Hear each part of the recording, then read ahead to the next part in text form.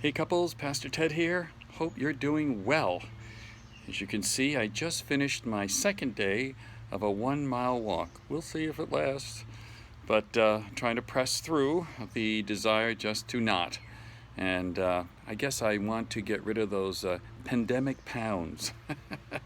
So listen, I early this morning in my daily devotion, I was looking at my utmost for his highest, and he brought a point out that I couldn't get out of my head, and I began to realize it applies in many different directions, but especially in marriages. And so here's what I really want to just share with you regarding that.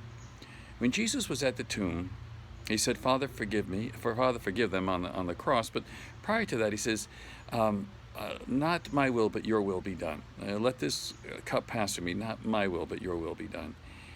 And it hit me. Of course, if it comes out of the mouth of Jesus, it's truth, but it's also a principle that we can apply to our lives in many different ways.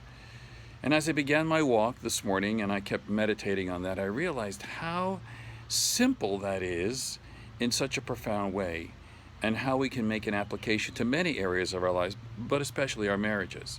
Hey, listen, almost 40 years Phyllis and I are married, and we've been through those moments for sure. Probably mostly Phyllis with me, but we definitely have been through those moments.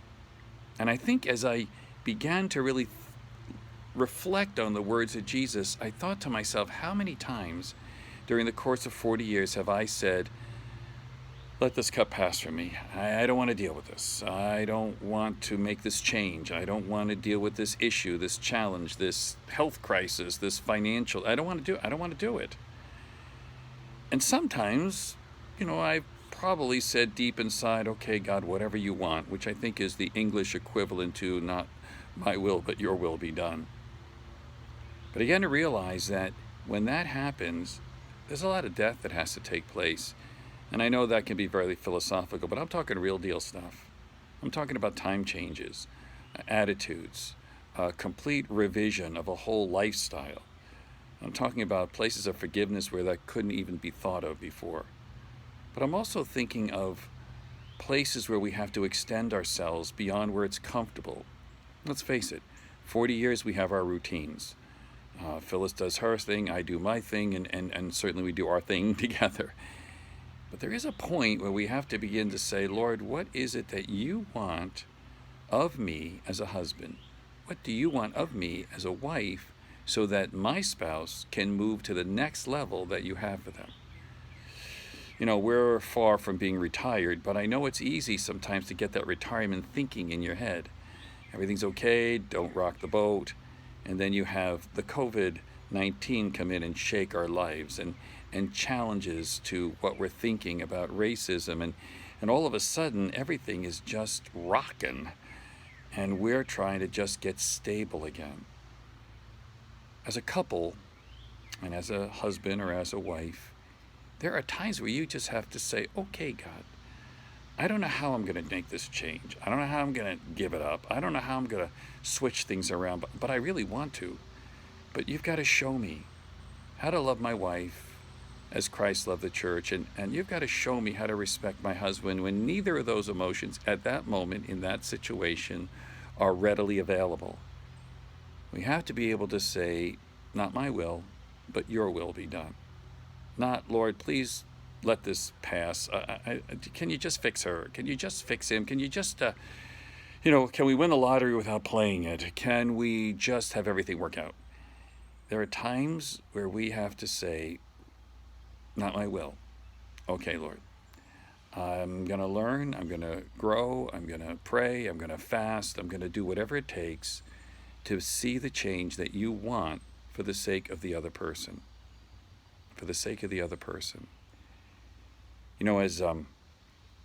As I sat with Maureen Conti and talking back and forth, she said something that was very powerful.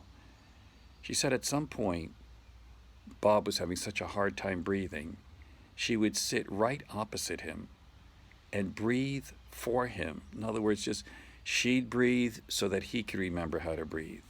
And they would do this for an hour, back and forth. She'd breathe, "Okay, Bob, you breathe."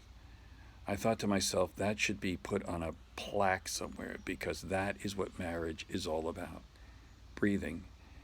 Breathing when the other person can't. believing when the other person can't, making a change that you don't think you should have to for the sake of the other person. Oh, it's deep stuff. It doesn't happen in an afternoon, just like I don't want to fool myself. 2 days of walking a mile doesn't mean that I'm going to be doing this for the rest of my life. Maybe. But it does mean change in schedule. It does mean things that maybe I won't be able to do, maybe.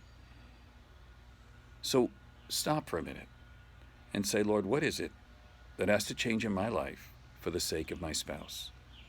Now, it doesn't mean that they're complaining, but it does mean that God has a plan, and that's the only plan that matters. All right, couples, I've given you a big thing to think about here, and I pray that God will use it to glorify Him and to encourage you, that we will have marriages that the world, well, envies and wants to know how, and we can point them to Jesus. The Lord bless you. Now remember, when you're all done listening, push the share button, put it on your social media. Let other couples be encouraged with the word of the Lord for them today. God bless you.